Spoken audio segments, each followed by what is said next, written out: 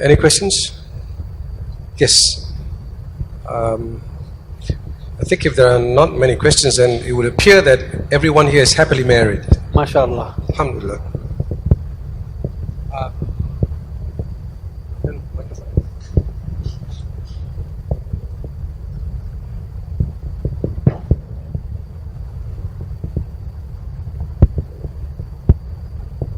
Thank you.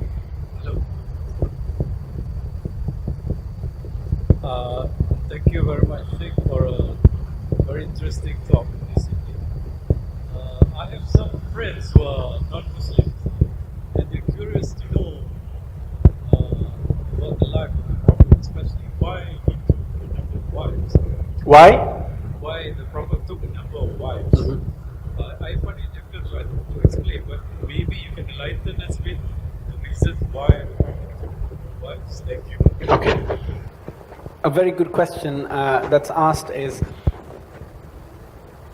Muslims and non-Muslims ask why the Prophet ﷺ had a number of wives.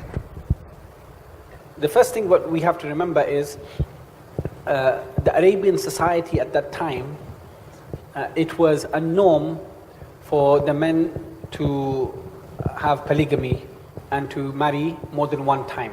This was the norm, right? One man came to the Prophet ﷺ and he accepted Islam, and mashallah, tabarakallah, he had 10 wives. And the Prophet ﷺ told him, choose 4 and leave the other 6, right? So it was the norm of society that men were married more than once. This is number one. Why I mentioned that first is that his polygamy and his multiple number of marriages was not something that even his enemies at the time pointed a finger at him because of. Right?